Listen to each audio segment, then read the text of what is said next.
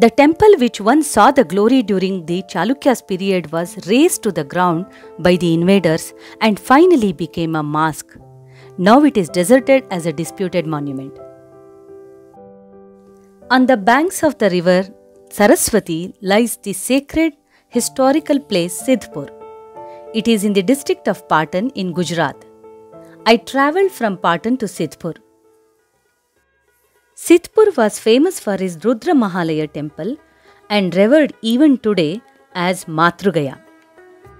Sidhpur is named after the illustrious Chalukyan king Siddharaj Jaisingh.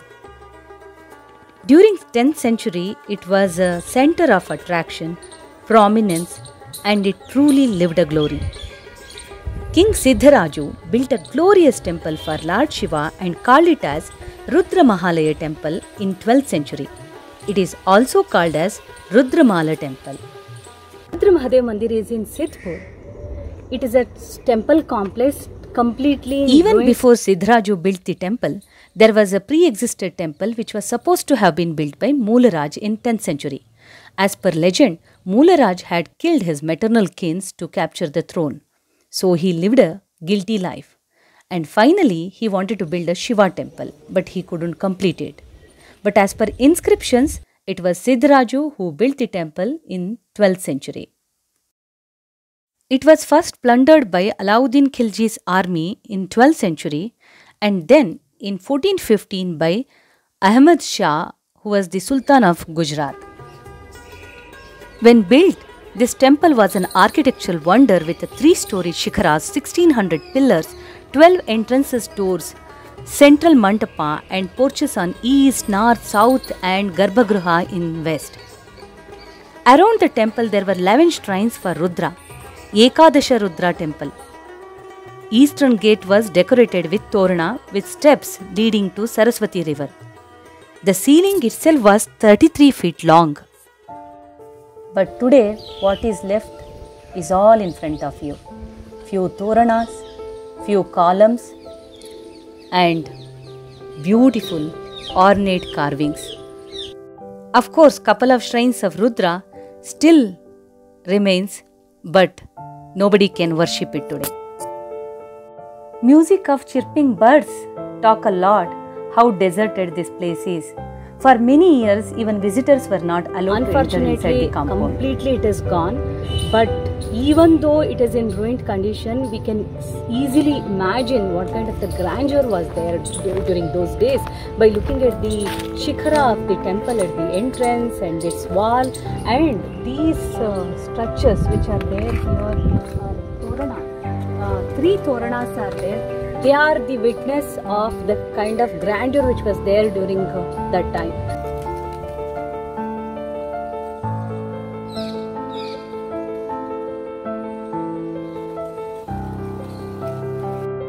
This is the Torana towards east which was leading to the river Saraswati.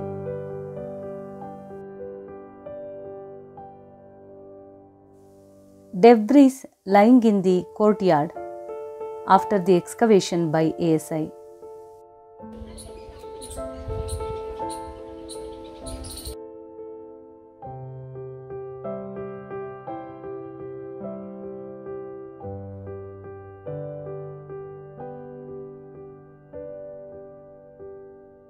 The mighty pillars of the temple are the tallest so far known in Gujarat. Now I leave it to your imagination to visualize how Rudra Mahalaya temple looked like when it stood intact.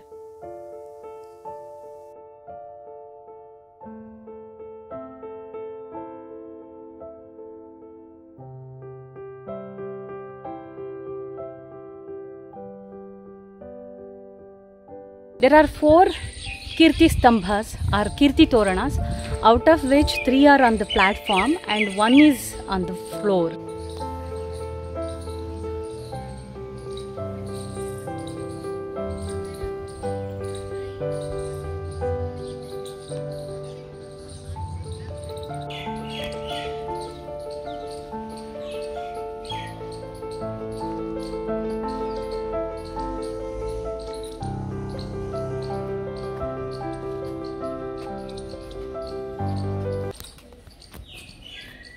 This is the part of the temple which was used as mosque till 1980. Ahmad Shah, after his attack on Rudramahalaya temple, he raised a mosque. As per A.K. Majumdar, he writes, next year Ahmad attacked the celebrated city of Sithpur in North Gujarat, where he broke the images in the famous Rudramahalaya temple and converted it into a mosque. Mosque also included in its premise 2 shrines of Rudra, which were part of 11 shrines.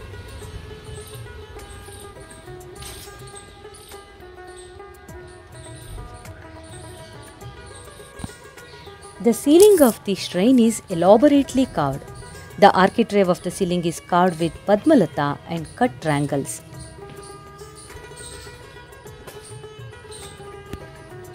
The domical ceiling has 4 concentric courses of lotuses. The center of the dome is carved with a full-blown lotus. It has an elaborately carved doorway. The ceiling of the Antarala is carved with the fine full-blown lotuses.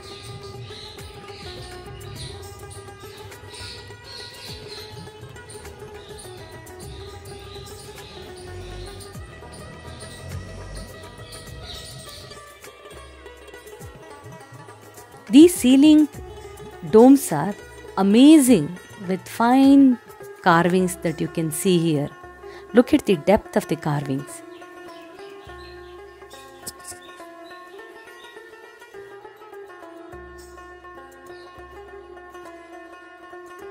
This is the north side of the shrine.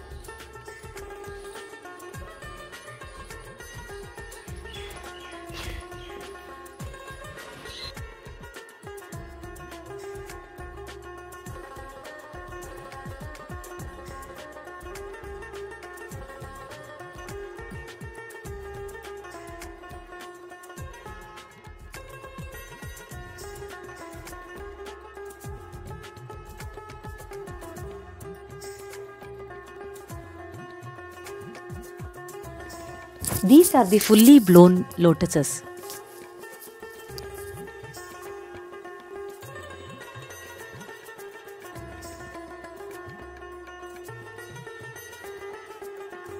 Inside the shrine there is a small Shivalinga.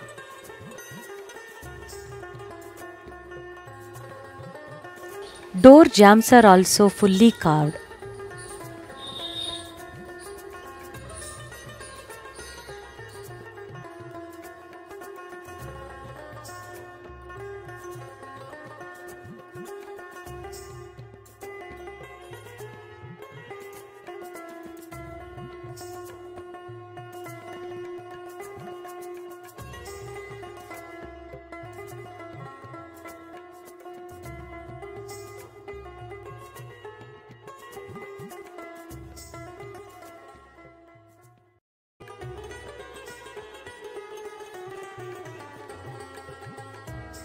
In the shrine, Shiva can be seen with Parvati and Siddharaju is there next to him folding his hands.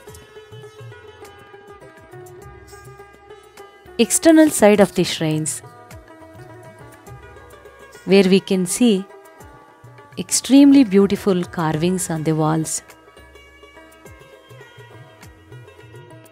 Most of them are in bad shape. They have been destroyed, but still we can make out some of the deities. Wall of the mosque built at later days, which included the shrines, and also they used the material from the Rudra Mahalaya temple to build this wall.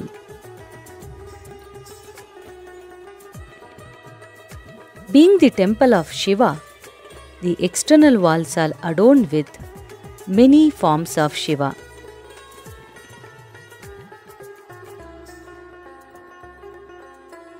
My favorite part of the shrine is the Shikhara.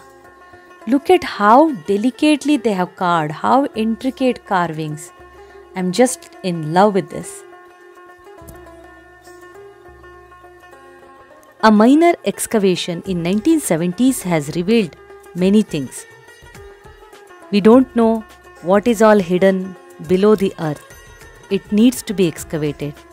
One day when we get to see this, I'm sure there will be many such temple remains within this premise. Hopefully the day will come soon. I wanted to visit this temple ever since I read Sitaram Goyal's Hindu Temples book. In this book, they have given detailed account of Sitpur and Rudra Mahalaya temple. I recommend you to read this book. This video is one of the episodes of my Gujarat series. If you haven't watched my earlier videos, please do watch. I'm going to leave the links in the description. This is the original plan of the temple. You can see central temple and around them are 11 Rudra shrines. The ones marked in red are the ones which we can see today. Rest of them have gone to dust. Hope you liked the video. If you liked the video, please share it with your friends and leave your comments. Let me know your thoughts. Thank you. See you in my next video.